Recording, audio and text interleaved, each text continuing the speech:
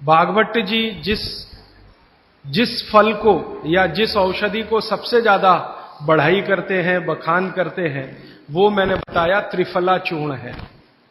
भागवत जी का ये कहना है कि पृथ्वी पर अगर कोई अमृत चीज है, अमृत तत्व है, तो वो ये त्रिफला है। त्रिफला में 3 फल हैं, आंवला है, बहेड़ा है, हरडे है। लेकिन जो महत्व की बात आपको समझने की है वो ये कि हर, बहेड़ा, आंवला इसको हमेशा 1, 2, 3 के अनुपात में ही उपयोग करें। भागवत जी ने त्रिफला उपयोग करने के लिए बोला है, लेकिन उसके साथ उन्होंने एक महत्व की बात जोड़ी है कि इसको अकेला कभी भी उपयोग ना करें, या तो इसमें गुड़ मिलाएं या तो इसमें शहद मिलाएं। अकेला उपयोग करना हो तो ज्यादा दिन ना करें, नहीं तो आपको कुछ कमजोरी सी महसूस होगी। ज्यादा दिन से मतलब 3 महीने के आगे ना करें।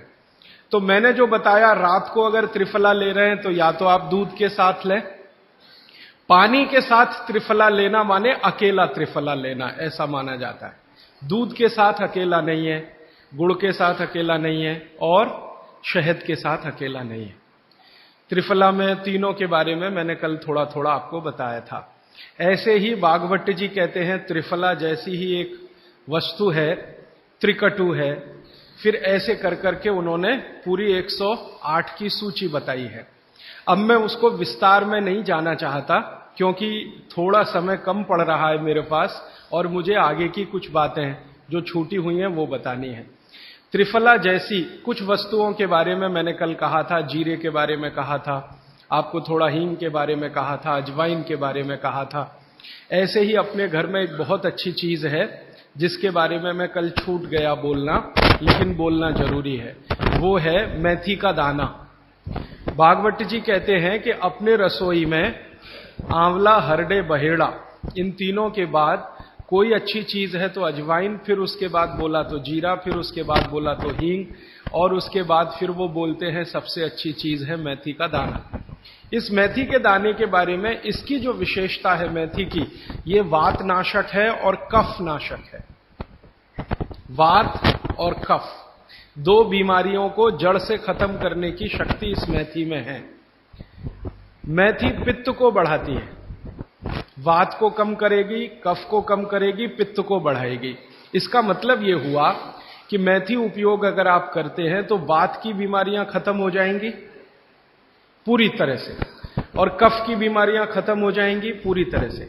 पित्त की बीमारियां बढ़ सकती हैं क्योंकि मेथी पित्त को बढ़ाती है। तो जिन लोगों को पित्त की बीमारी पहले से है, उनके लिए विनती है कि वो मेथी का उपयोग ना करें। जिनको पित्त की बीमारी पहले से है वो मेथी का उपयोग ना करें। पित्त की बीमारी आप समझते हैं, एसिडिटी होना, हाइपर एसिडिटी होना, अल्सर होना, पेप्टिक अल्सर होना, मुंह में पानी आना, खाने का हजम नहीं होना, खाना खाने के 2-3 घंटे बाद भी खाने का टेस्ट मुंह में रहना, डकारे आना वगैरह वगैरह, हिचकी आना, ये ज्यादातर पित्त से जुड़ी हुई बीमारियां। तो मेथी के लिए भागवत जी कहते हैं कि पित्त के रोगी छोड़कर वात और कफ के रोगी इसको भरपूर मात्रा में ले सकते हैं। अब वात की बीमारियां अगर आपकी हैं, घुटने दुखना, कमर दुखना, कंधे दुखना, जोड़ों का दर्द हो, मेथी का उपयोग जरूर करें, जरूर करें। अब आप पूछेंगे जी मेथी का उपयोग करने का तरीका बहुत सरल बताया भागवत जी ने, कि रात को 1 गिलास गुनगुने पानी में या गर्म पानी में 1 चम्मच मेथी दाना डाल दें, रात भर उसको रखें, सुबह उठकर मेथी दाने को चबा चबा के खाएं। चबा चबा के खाने का महत्व बहुत है। कई लोग मेथी की फंकी लेते हैं, पिसा हुआ मेथी होता है ना, उसकी फंकी लेते हैं, लेकिन फंकी का महत्व इतना नहीं है जितना चबाकर खाए हुए मेथी का है। क्यों? कारण उसका यह है कि जैसे ही मेथी आप चबाते हैं, लार बनना बहुत तेजी से शुरू होती है, क्योंकि मेथी का जो स्वाद है ना वो कटुक है, कषाय स्वाद है उसका। तो उस स्वाद की कोई भी चीज आप चबाएंगे बहुत तेजी से लार बनेगी, और वो लार मैंने आपको पहले ही बता दिया है आपके जीवन के लिए बहुत ही महत्वपूर्ण और उपयोगी है। इसलिए मेथी दाने को चबाकर खाने का असर बहुत गहरा और बहुत अच्छा होता है। तो आप मेथी दाना नियमित रूप से अपने घर में रखें, रसोई में रखें, उसका उपयोग करें। इस मेथी दाने के लिए एक बात वैसे मैंने महसूस की है, हमारे ज्यादातर घरों में अचार जितने भी बनते हैं सब में मेथी होती है, ज्यादातर। तो आप बागवट जी की बात अगर मानते हैं और सुनते हैं तो जो भी अचार में मेथी है वो अचार नहीं है, औषधि है, दवा है। माने आप कभी भी अपने जीवन में ऐसे अचार खाने से परहेज ना करें जिसमें मेथी है। मेथी है तो जरूर खाएं, वो चाहे आम का अचार हो, चाहे कोई भी दूसरा नींबू का हो, या जो भी अचार आप डालते हैं, अगर मेथी है तो जरूर उस अचार को आप खा सकते हैं। कुछ अचारों में मेथी के अलावा ये भी होती है, अजवाइन होती है। अगर अजवाइन है तो आप जरूर अचार खा सकते हैं, क्योंकि महत्व की बात जो आपको मैं समझाना चाहता हूं वो ये कि किसी भी अचार पर, किसी भी फल पर औषधियों का असर फल से ज्यादा होता है।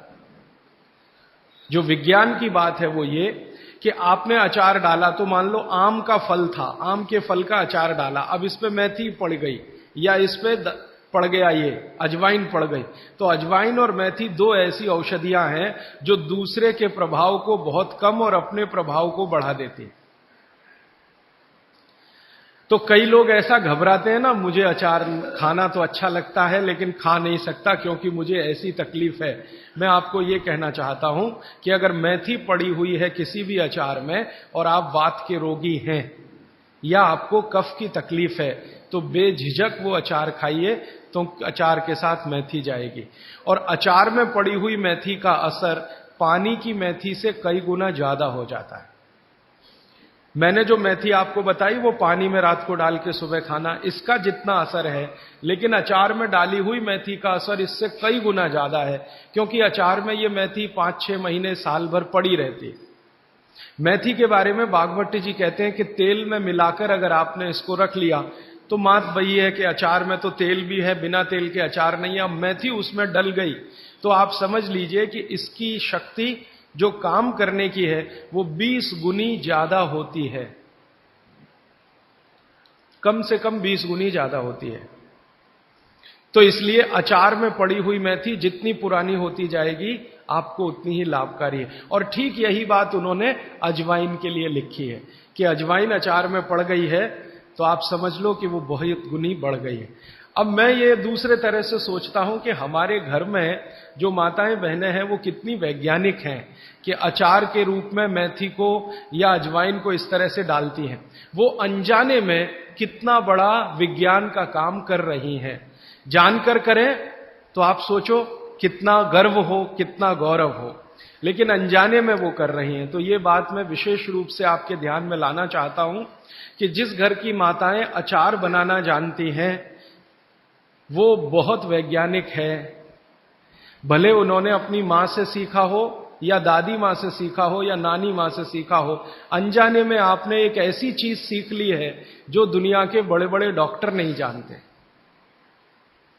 कोई भी MBBS MD डॉक्टर से पूछ के देख लीजिए, उसके बारे में कुछ नहीं जानता। और चूंकि वो जानता नहीं है तो अनजाने में कह देता अचार मत खाओ जी, हाँ नहीं तो ये हो जाएगा वो हो जाएगा। उसको ये मालूम नहीं है कि मेथी दाने का अचार है, अजवाइन का अचार है, जीरे का अचार है, तो ये जीरा है, मेथी दाना है, अजवाइन है, हींग का अचार एक बनता है। तो बागवट जी कहते हैं कि जितने तरह के फलों के अचार हम बनाते हैं उसमें आयुर्वेदिक औषधि अगर पड़ गई है तो वो फल का असर कम है, औषधि का असर ज्यादा है। और आयुर्वेद की औषधियों को कुछ विशेष कॉम्बिनेशन में तेल के साथ अगर आप उपयोग कर रहे हैं तो असर सबसे ज्यादा है। माने बागवट जी के हिसाब से अचार आप जरूर खाएं, लेकिन इसमें उन्होंने बोला है कि अचार महत्व की बात है कि उसमें या तो मेथी हो, या तो अजवाइन हो, या तो जीरा हो, या तो हींग हो, दालचीनी हो, जो भी है, औषधि के बिना अचार ना खाएं। ये है उनका सूत्र। थोड़ा आगे बढ़ते हैं। वो हमारे रसोई घर में एक चीज के बारे में बहुत बखान करते हैं, माने बहुत बढ़ाई करते हैं। वो ये कहते हैं कि जो लोग खाने के बाद पान खाते हैं चूना मिलाकर, वो जिंदगी भर वात के रोगी होंगे नहीं। जो खाने के बाद पान खाते हैं चूना मिलाकर, वो जिंदगी भर वात के रोगे होंगे नहीं। माने चूना वो बोलते हैं सबसे बेहतरीन वातनाशक औषधि है। मेथी का दाना तो है ही, चूना उससे थोड़ा 1 डिग्री ऊपर है। मेथी दाने से चूना सबसे अच्छी वातनाशक औषधि है। चूने के बारे में भागवत जी का बहुत बहुत रिसर्च है, बहुत रिसर्च है। और वो ये कहते हैं कि ये भगवान की दी हुई प्रचंड मात्रा में अद्भुत ऐसी चीज है जो आपके वात के सब रोगों को दूर करेगी। माने घुटने दुखते हैं, कमर दुखती है, कंधा दुखता है, चूना खाइए। फिर वो कहते हैं कि इतना ही नहीं, शरीर में कैल्शियम जो है ना, कैल्शियम ये एक घटक है, माइक्रो न्यूट्रिएंट इसको कह सकते हैं अंग्रेजी में, सूक्ष्म पोषक तत्व है। ये कैल्शियम के बारे में जो गंभीर बात है आज के विज्ञान के हिसाब से जो मैं कहना चाहता हूं, भागवत जी ने तो 3500 साल पहले कह दिया, आज का विज्ञान उसको प्रूव कर रहा है, कंफर्म कर रहा है। वो ये कि कैल्शियम की कमी अगर शरीर को है तो आपको 20 नहीं 50 बीमारियां आएंगी। कैल्शियम की कमी अगर है शरीर को तो 50 बीमारियां आएंगी। क्या क्या आ सकता है? हर तरह का दर्द आपको होगा, हर तरह का, मांसपेशियों का दर्द, हड्डियों का दर्द, सब तरह का। हड्डियों की जितनी विकृतियां हैं वो सब कैल्शियम की कमी से आएंगे। हड्डियों के जितने रोग हैं वो सब कैल्शियम की कमी से आएंगे। फिर वो कहते हैं कि रक्त के बहुत सारे रोग कैल्शियम की कमी से आते हैं, रक्त के रोग, खून की बीमारी। फिर वो कहते हैं कि बहुत सारे कफ के रोग कैल्शियम की कमी से आते हैं। तो कैल्शियम कम नहीं होने देना चाहिए। जो विज्ञान आज का कहता है, आधुनिक विज्ञान ये कहता है कि कैल्शियम वो माइक्रो न्यूट्रिएंट है, वो सूक्ष्म पोषक तत्व है जिसके शरीर में रहने पर ही दूसरे सूक्ष्म पोषक तत्व उपयोगी होते हैं। ये 12-15 साल का रिसर्च है, एक वाक्य में मैंने खत्म कर दिया। कैल्शियम की उपस्थिति में ही बाकी सभी सूक्ष्म पोषक तत्व उपयोगी होते हैं। इसका मतलब यह है कि अगर आपको शरीर में विटामिन सी का असर देखना है तो कैल्शियम चाहिए, विटामिन ए का असर देखना है तो कैल्शियम चाहिए, विटामिन बी का असर देखना है तो कैल्शियम चाहिए, अगर विटामिन डी का असर देखना है तो भी कैल्शियम चाहिए, विटामिन के का असर देखना है तो भी कैल्शियम चाहिए, प्रोटीन अच्छे से आपके शरीर को काम में आए तो कैल्शियम चाहिए, कार्बोहाइड्रेट्स ठीक से आपके शरीर को मदद करे तो कैल्शियम चाहिए, फैट्स आपके शरीर में डिसॉल्व होते रहें और जहां जरूरत है वहां लुब्रिकेशन में मदद करते रहें तो कैल्शियम चाहिए। माने समझ लीजिए कि कैल्शियम अगर नहीं है तो शरीर में सब कुछ बीमारियां आने ही वाली हैं। इसलिए कैल्शियम की उपलब्धता शरीर को होनी ही चाहिए।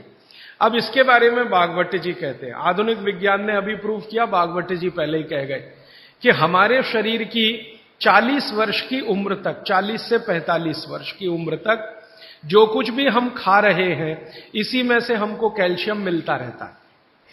सबसे ज्यादा कैल्शियम आप जानते हैं दूध में है, दूध, फिर दूध के बाद दही, दही के बाद मट्ठा, मट्ठे के बाद मक्खन, मक्खन के बाद घी, इन सब में भरपूर कैल्शियम है।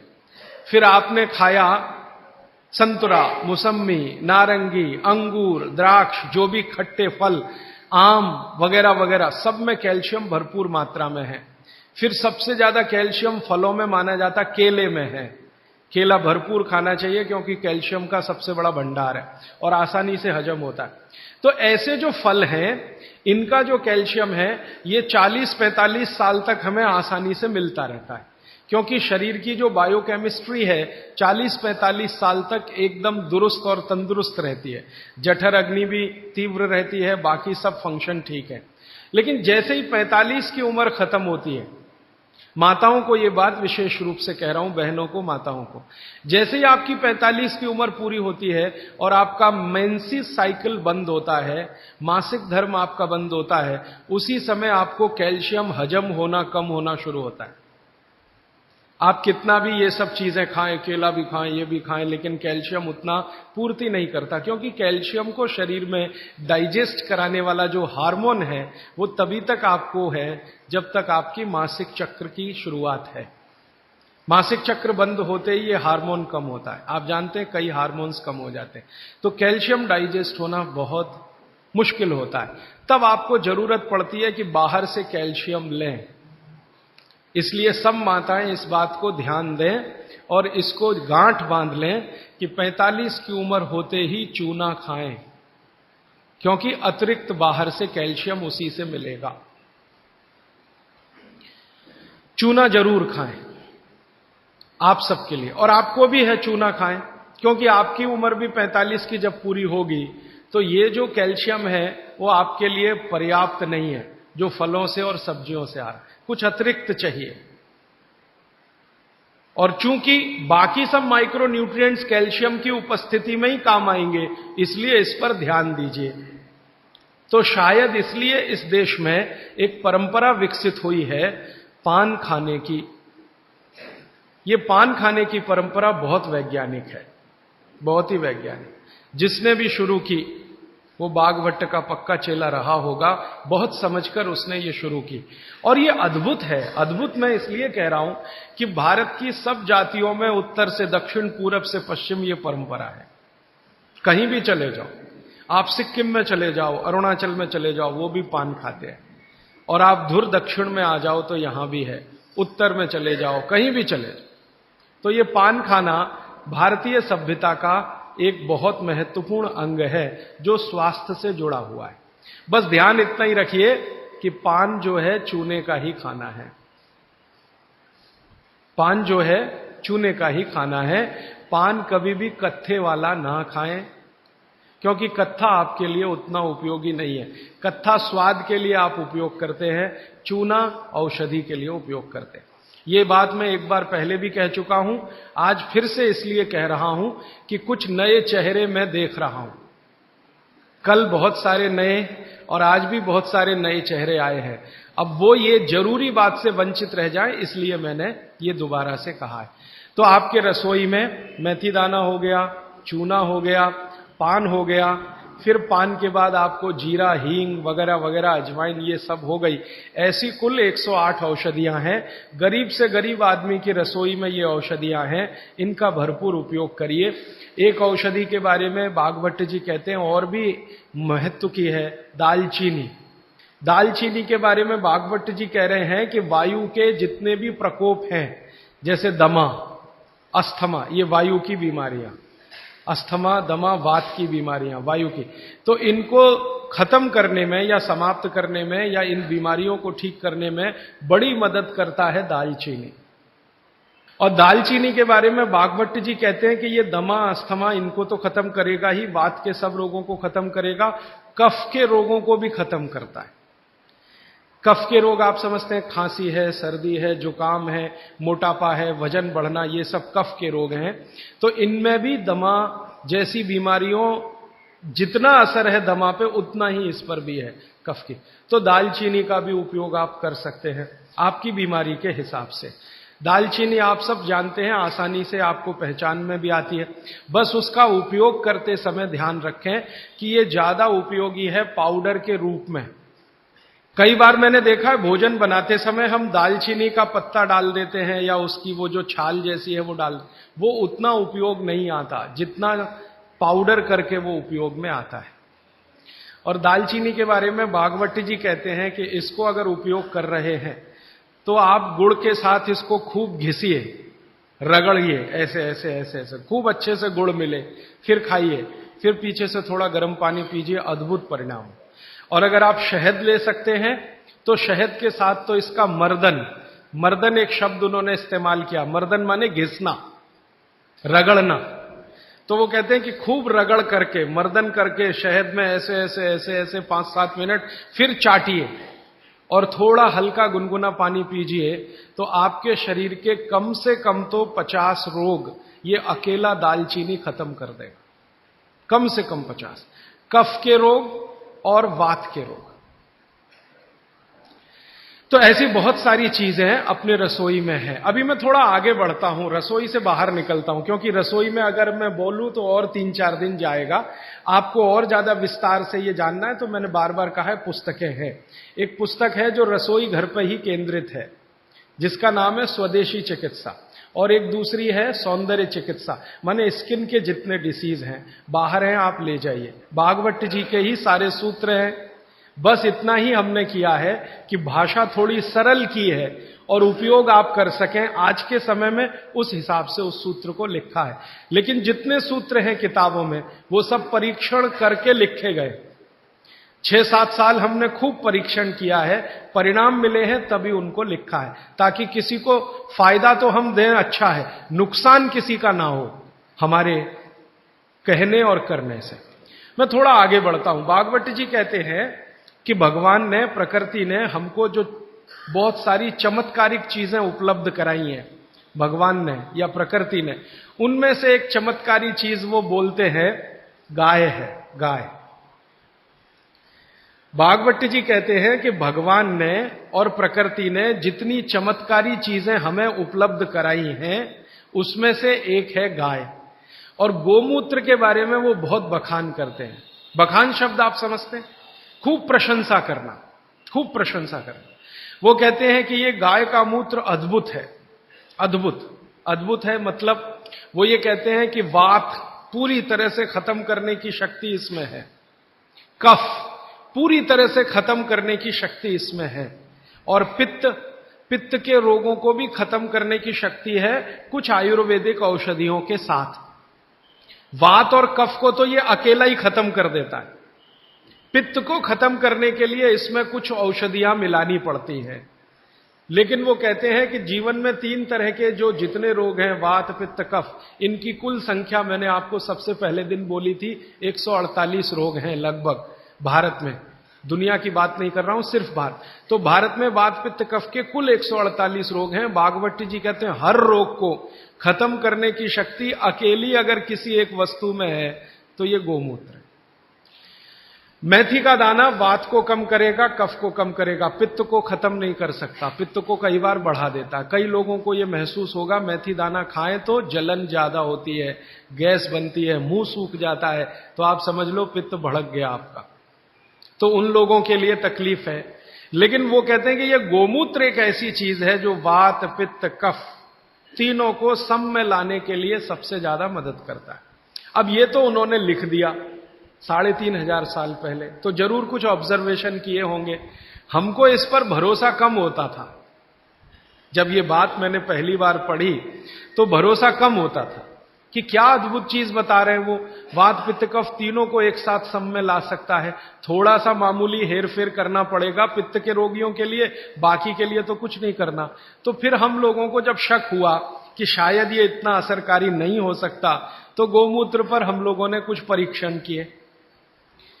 हमारा एक बहुत बड़ा समूह है इस देश में, तो उसमें बहुत तरह के लोग हैं, वैज्ञानिक भी हैं, डॉक्टर भी हैं, वगैरह वगैरह। तो कुछ वैज्ञानिक और डॉक्टरों ने मिलकर कहा करके देख लो। भागवत जी कह रहे हैं तो हो सकता है जरूर इसमें कुछ गंभीर बात हो, करके देखो। तो जब करके देखना शुरू किया तो पिछले लगभग 5-6 वर्षों में गोमूत्र पर हजारों परीक्षण किए, हजारों। सबसे पहले तो उसका हमने केमिकल एनालिसिस कराया कि आखिर गोमूत्र है क्या। तो सबसे ज्यादा उसमें पानी है। पानी के अलावा क्या है, तो पता चला पानी के अलावा उसमें कैल्शियम है, तो पता चला पानी के अलावा उसमें सल्फर है, पानी के अलावा उसमें आयरन है, पानी के अलावा उसमें ऐसे जीवन के 18 सूक्ष्म पोषक तत्व हैं जो शरीर को बहुत ही उपयोगी है। पानी तो है ही गोमूत्र में, आपके भी मूत्र में पानी है, लेकिन पानी के अलावा उसमें बहुत कुछ ऐसा है जो आपके मूत्र में नहीं है, मनुष्य मूत्र में नहीं है। कैल्शियम है, आयरन है, सिलिकॉन है, बोरॉन है, Fe है, मैग्नीज है, मैग्नीशियम है, ऐसे 18 सूक्ष्म पोषक तत्व। अब मैं आपको पहले दिन की बात याद करा रहा हूं। ये 18 सूक्ष्म पोषक तत्व तो एक साथ अगर किसी चीज में है तो मिट्टी में है, मिट्टी, खेत की मिट्टी में, और दूसरी अगर किसी चीज में एक साथ है तो गाय के मूत्र में। दूसरी कोई भी चीज में अगर है तो गाय के मूत्र में। पहली चीज जिसमें है मिट्टी और दूसरी कोई चीज तो गोमूत्र। तो गोमूत्र का प्रयोग आप जरूर कर सकते हैं। ये जो संपूर्ण घटक वाली एक पेय पदार्थ है या द्रव्य पदार्थ है, इसके बारे में वो कहते हैं कि ये बहुत अच्छा है, चमत्कारिक है। तो हमको लगा कि करके देख लो। तो इसका पहले हम लोगों ने केमिकल एनालिसिस कराया। एक लेबोरेटरी में गाय का मूत्र डिब्बे में भर के दिया, शीशी में भर के, कि जरा देखो इसमें क्या है। तो 6 महीने के बाद, लगभग 8 महीने के बाद, लखनऊ एक शहर है भारत का जिसका बड़ा नाम है, बड़ा जिक्र है, उत्तर प्रदेश की राजधानी है। वहां पर एक बहुत बड़ी प्रयोगशाला है, उसका नाम भी बता दूं ताकि आप चाहें तो उनसे कंफर्म कर लें। प्रयोगशाला का नाम है CDRI, central drug research institute. Bharat में दवाओं पर, औषधियों पर काम करने वाली ये सबसे बड़ी संस्था है।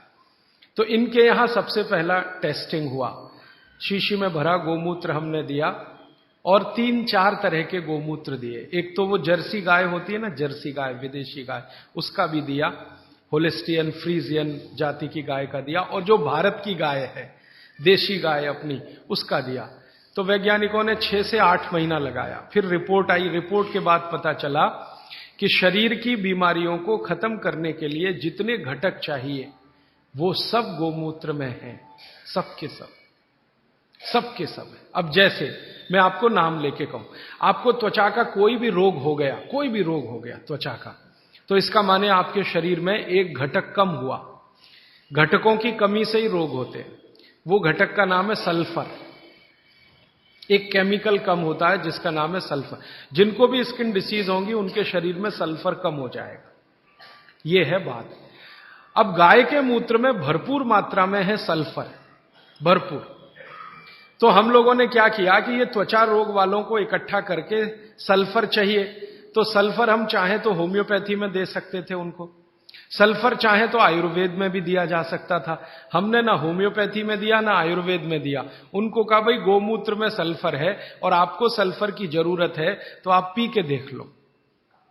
तो उनमें से कुछ ने पिया, कुछ ने नहीं पिया, कुछ को लगा कि कैसे पिए, इसमें वगैरह वगैरह बहुत सारी तकलीफें हैं।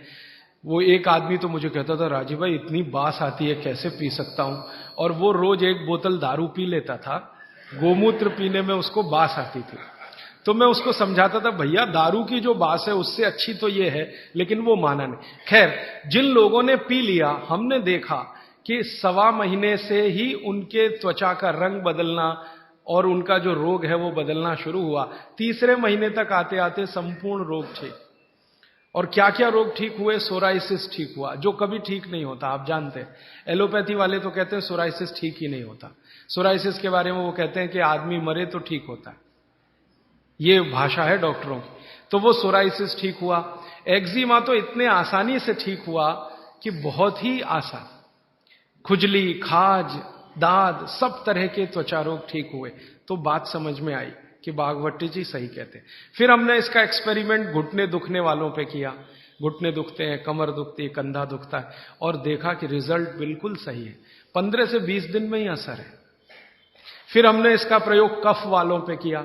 खांसी है, सर्दी है, जुकाम है, 20-20 साल की खांसी है, 25-25 साल की खांसी है। अब आप जानते हैं 20-25 साल की खांसी तो दमाही हो जाती है या तो टीबी में बदल जाती है। तो उसमें देखा तो इतना तीव्र असर है इसका कि अगर आप ट्यूबरकुलोसिस के किसी भी पेशेंट को सरकार का इलाज कराएं, आप खुद कर लें ये एक्सपेरिमेंट, मैं तो 20 बार कर चुका। सरकार का इलाज आप जानते हैं, गोलियां, डॉट्स की गोलियां टीबी के मरीजों को देते हैं और कहते हैं हम फ्री में बांट रहे हैं। तो एक आदमी को आप बोलो कि डॉट्स खाए और इलाज कराए, और दूसरा ऐसा ही आदमी पैरेलल ले लो जिसको टीबी है, अस्थमा है, दमा है, उसको को नहीं तुम सिर्फ गोमूत्र पियो और कुछ मत करो। फ्रेश गोमूत्र माने फ्रेश, जो ताजा। तो आप देखेंगे कि वो डॉट्स की गोली खाने वाले को 4 महीने से 6 महीने लगेंगे और ये गोमूत्र पीने वाले को 1.25 महीने से 2 महीना ही लगेगा और ठीक होगा। और ये एक बार ठीक हुआ गोमूत्र पी के, इसको दोबारा टीबी नहीं आएगी, क्योंकि गोमूत्र बीमारी ही ठीक नहीं करता, प्रतिरोधक शक्ति इतनी बढ़ा देता है कि वो बीमारी भविष्य में दोबारा ना आए। तो समझ में आया कि बागभट्ट जी तो कुछ गलत नहीं बोल गए, सही। फिर हमने और एक एक्सपेरिमेंट किए कि जिनको डॉट्स दी जा रही है, ऐसे कुछ मरीज एम्स में हमने चिन्हित किए ज्यादा एक्सपेरिमेंट हमने एम्स के डॉक्टरों की मदद से किए। तो ऑल इंडिया इंस्टीट्यूट के कुछ मरीज जिनको डॉट्स दी जा रही है, नियमित रूप से टीवी के लिए वो आते हैं, उनको शीशी में भर भर के ये दे दिया। और ये नहीं कहा कि ये गोमूत्र है, क्योंकि कहो तो खाएं नहीं और पिए नहीं। उनको कहा ये बहुत अच्छा सिरप है, आप इसको पीते रहो। अब वो आते थे, शिकायत करते थे कि ये कैसा सिरप है, इसमें कुछ बास सी आती है, दूसरे सिरप तो मीठे मीठे लगते हैं, कि भाई ये सिरप दूसरे तरह का। तो उनको बताएं तो पिए नहीं, और हमारा एक्सपेरिमेंट हो नहीं, तो हमें तो करना था। तो उनको बताया गया। तो ये हमने देखा कि डॉट्स का जो काम करने का है, डॉट्स माने उसके जो माइक्रोन्यूट्रिएंट्स, उसके घटक जो शरीर पर काम हो रहे हैं, गोमूत्र पीते ही उनके काम करने की शक्ति 20 गुने से 40 गुनी बढ़ गई।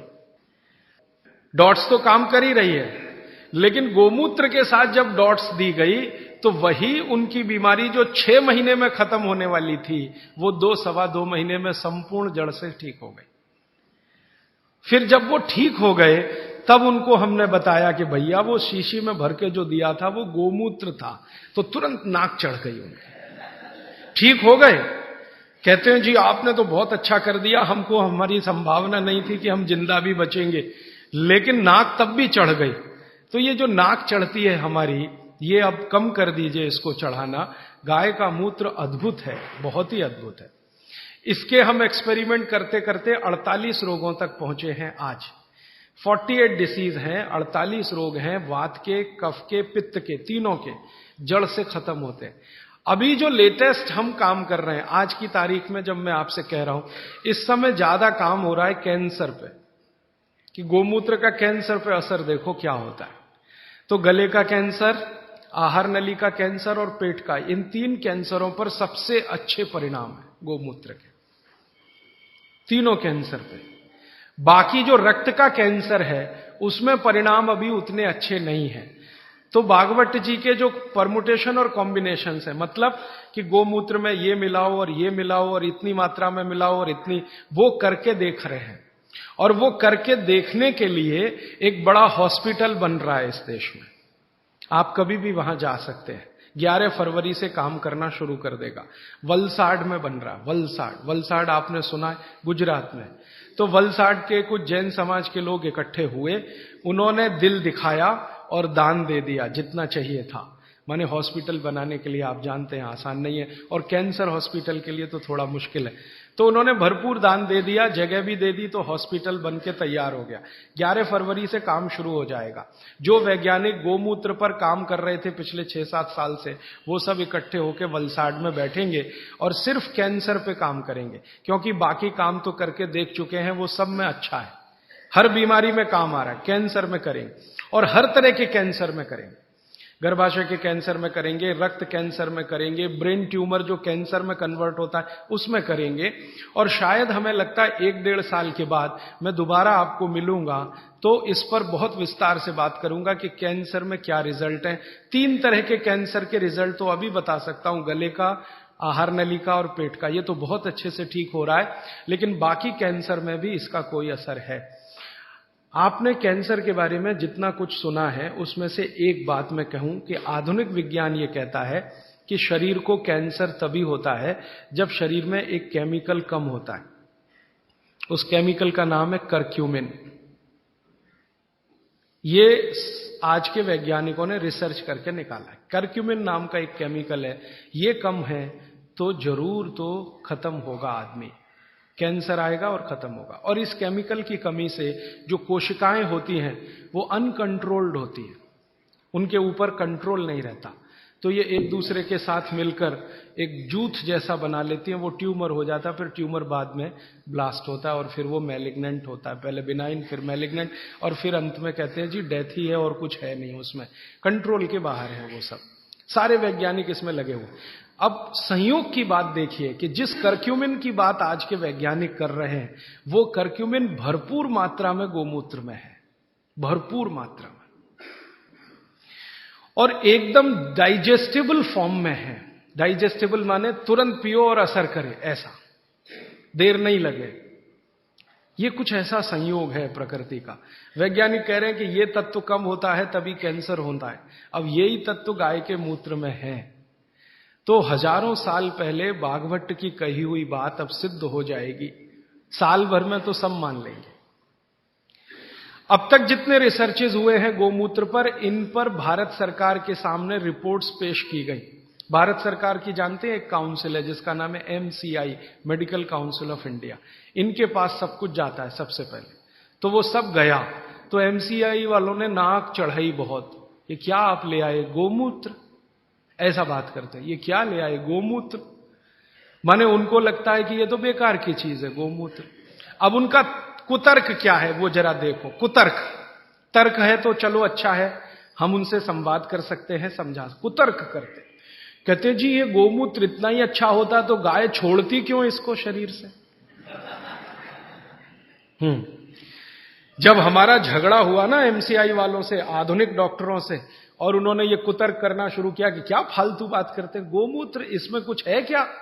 मैंने कहा भैया बहुत कुछ है, नहीं तो कोई मूर्ख नहीं था जो 3500 साल पहले इसको लिख के चला गया। और उसके बाद भी कई लोगों ने कहा, वैद्यों ने कहा, कई वैद्य हैं जो बिना आपको बताए गोमूत्र देते रहते हैं और आपको ठीक करते रहते हैं। उनके बहुत सारे काढ़े, बहुत सारी दवाएं गोमूत्र में बनाते हैं, आपको नहीं बताते, ये अलग बात है। क्योंकि हर वैद्य मुझे यही कहता है, बता दो तो नाक चढ़ जाती है सबकी, नाक चढ़े तो थोड़ा रेजिस्टेंस आता, फिर दवा का असर कम हो जाता, तो बिना बताए देते रहते हैं। तो हमको कॉन्फिडेंस था, तो डॉक्टरों से जब झगड़े हुए हमारे आज के डॉक्टरों से, तो उनका पहला ही कुतर्क था, जी अच्छा होता तो गाय छोड़ती क्यों, खुद न रखती उसको। तब मुझे मेरी पुरानी एक बात याद आई। मेरी दादी मां हमेशा मुझे कहा करती थी, वो कभी स्कूल में नहीं गई, कॉलेज में नहीं गई, लेकिन ज्ञान बहुत था उसको। हमारे देश में ऐसा ही है, जो स्कूल कॉलेज में नहीं गए वो सब ज्ञानी है। ये मेरा 15 साल का 100% तजुर्बे का हिस्सा है, इसमें कोई कमी नहीं है। जो स्कूल नहीं गए, कॉलेज नहीं गए, बहुत ज्ञानी है, उनके पास नॉलेज बहुत है, फंक्शनल नॉलेज जिसको हम कहते हैं, ऑपरेटिव और फंक्शनल नॉलेज उनको जबरदस्त है। और वो इतनी ज्ञान की बातें कई बार कर जाते हैं कि हमारा सिर घूम जाता है। एक बार मैं आपको ये क्षेपक है लेकिन मैं जोड़ देता हूं आपको समझ। मैं एक बार पटना रेलवे स्टेशन पे उतरा, बहुत बार जाता रहता हूं, घूमता रहता हूं। तो रात के 2:30 बजे थे, अब ट्रेन से उतर गया, सामान थोड़ा ज्यादा था, मेरे पास एक ही सामान है, किताब है। मेरे कपड़े तो 2 ही 3 है, बस किताब है। तो उठाए गट्ठर, अब कैसे उठाएं, तो कुली चाहिए भाई, तो ढूंढना शुरू किया तो एक ही कुली दिखाई दिया। मैंने कहा भाई जरा ले चलो बाहर तक। उसने कहा साहब थोड़ी देर रुक जाओ, मेरा कुछ झगड़ा है। किससे झगड़ा है? तो मेरी पत्नी से झगड़ा हो रहा है, थोड़ी देर रुक जाओ फिर मैं ले जाऊंगा। तो मैं खड़ा हो गया, दोनों की बात सुनने लगा। पति और पत्नी बात कर रहे थे, उसकी पत्नी कहीं गांव से आई हुई थी, कोई मामला था, मुझे ज्यादा उनकी भाषा समझ में नहीं आ रही थी, क्योंकि वो जो है ना स्थानीय भाषा बोलते हैं और मैं थोड़ा मूर्ख आदमी हूं, मुझको कम समझती। तो मैं सुन जरूर रहा था, झगड़ा चल रहा था। अंत में कुछ फैसला हुआ, और फैसला हुआ, फिर उसने कहा चलो अब आपका सामान लेता हूं। तो मैंने जिज्ञासा से पूछ लिया भाई बात क्या थी? तो उसने कहा कुछ नहीं। मैंने कहा बता दो भाई। उसने कहा मेरे घर की बात है, आपको क्या बताऊं। तो फिर भी मैंने कहा बता दो। तो उसने कहा बात इतनी सी थी कि मेरी पत्नी कुछ कह रही थी, मैं मान नहीं रहा था। फिर मैंने कहा क्या हुआ? उसने कहा अब मैंने मान लिया। मैंने कहा क्यों मान लिया? अब देखो उसने जो आगे बोला तो मैं तो दंग रह गया, मुझे लगा कि मैं इसके पांव छू लूं, ये इतना महान आदमी है, कुली है। वो कहता है जी स्त्री जो होती है ना, स्त्री वो खूंटा होती है, खूंटा। खूंटा समझते? हिंदी का शब्द है खूंटा, खूंटा जिससे हम गाय बांधते हैं, बैल बांधते हैं। वो कहते हैं स्त्री जो होती है खूंटा होती है, और इस खूंटे से पूरा घर बंधा रहता है। ये खूंटा उखड़ गया तो घर उखड़ जाता है।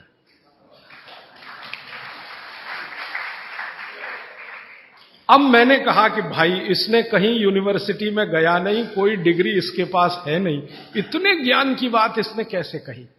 तो मैं पूछा तुम कहां रहते हो? तो उसने बताया वहां रहता हूं, कंकड़ बाग कोई जगह बताई थी, वहां रहता हूं, झोपड़ी में रहता हूं। फिर मैंने कहा ठीक है झोपड़ी में रहते हो वो अलग बात है, तुम्हारे मित्र यार कौन है? तो उसने कहा मेरे ही जैसे हैं, कोई कुली है, कोई पत्थर तोड़ता है, कोई कुछ करता है, हम सब रात को बैठते हैं और यही चर्चाएं करते हैं। मैंने कहा बड़े ज्ञान की बात है ये तो। कोई फिलोसोफर इस बात को पाने में 10 साल लगाएगा, डबल पीएचडी करना पड़ जाएगा उसको, ट्रिपल पीएचडी, और उसको साधारण। तो मेरा यह मानना है कि ये बिना पढ़े लिखे लोग बहुत ज्ञानी हैं। ये अनजाने में कई बार ऐसी बातें करते हैं या ज्ञान के काम करते हैं जो जानकर करें तो सबका गौरव और सम्मान इतना ही हो जितना हमारा आपका है। तो बागवट जी ने कह दिया। उसके बाद बहुत सारे वैद्यों ने अनजाने में ये किया कि बागवट जी कह गए इसलिए गोमूत्र में घिस के दो, हरडे है ना, गोमूत्र में घिस के दो तो ज्यादा लाभ करती है, पानी में घिस के दो तो कम लाभ करती है, ऐसे ऐसे। तो मैंने उन वैज्ञानिकों से झगड़ा ले लिया इसी आधार पर कि ये बोला है, हजारों साल किया है, ये अलग बात है कि रिपोर्ट्स नहीं रखी उन्होंने, तो ठीक है हम निकाल के देंगे आपको। तो उनका एक ही कुतर्क था कि जी मूत्र इतना अच्छा होता तो गाय क्यों छोड़ती इसको, आपका मूत्र अगर इतना अच्छा होता तो आप क्यों छोड़ते इसको। फिर बाद में मुझे दादी की बात याद आई कि दादी ये कहती थी कि ये गाय नहीं है, माता है, माता है, माता। वो कभी भी हम कहते थे गाय तो वो कहती थी गाय मत बोलो, गो माता, या तो माता बोलो नहीं तो गो माता। गाय नहीं बोलने दिया कभी भी उसने, क्योंकि गाय बोलना वो कहती थी अपमान है उसका। तो गौ माता है। अब माता जो होती है हर जरूरी चीज बच्चे के लिए छोड़ती है, ये आप सब जानते हैं। बच्चा उत्पन्न हुआ तो उसको सबसे ज्यादा जरूरी है दूध, तो मां दूध छोड़ना शुरू कर देती है। बच्चे होने के पहले तक नहीं है, वो बच्चा होने के बाद ही है। तो माता के बारे में यह कहा जाता है, मां की परिभाषा इस देश में है कि हर जरूरी चीज जो उसके बच्चे को चाहिए वो छोड़ती है। तो मुझे लगा गाय भी माता है तो ये बहुत जरूरी चीज है शायद हमारे लिए, मूत्र, तो ये हमारे लिए शायद छोड़ती है। हम मूर्ख हैं कि उसको इकट्ठा नहीं करते, बेकार जाने देते हैं। तो वैज्ञानिकों को मैंने कहा भाई हमारे यहां तो ये कहा जाता है कि ये गाय नहीं है, माता है। तो मां कुछ जरूरी चीज हमारे लिए छोड़ती है तो शायद ये जरूरी हो। तो उनका अच्छा ठीक है, अब आप बहुत जोर दे रहे हो, और हमने कई तरह का प्रेशर डलवाया था उनके ऊपर, तो चलो करके देख लेते हैं। फिर एम्स के और एमसीआई के वैज्ञानिकों ने काम किया, और काम करने के बाद 8 महीने के बाद वो कहते हैं बात आपकी बिल्कुल सही है, ये गोमूत्र हमारे लिए ही गाय छोड़ती है, हमारे लिए ही छोड़ती है। हमको बीसियों बीमारियां हैं जो इससे ठीक होती है। तो आप अपने जीवन में गाय के प्रति देखने का थोड़ा नजरिया बदल दो। अब तक आप गाय को दूध के लिए देखते थे, अब मैं आपको दिखाना चाहता हूं मूत्र के लिए देखो। दूध तो बोनस है, मूत्र उसकी जिंदगी के आखिरी दिन तक मिलने वाली औषधि है। दूध तो थोड़े ही दिन मिलेगा, आप जानती हैं गाय थोड़े दिन दूध देती है, जैसे मां थोड़े दिन दूध दे सकती है वैसे गाय भी थोड़े ही दिन दे सकती है, हमेशा नहीं दे सकती। थोड़े दिन के बाद दूध बंद हो जाता है, लेकिन मूत्र जीवन के आखिरी दिन तक देती है।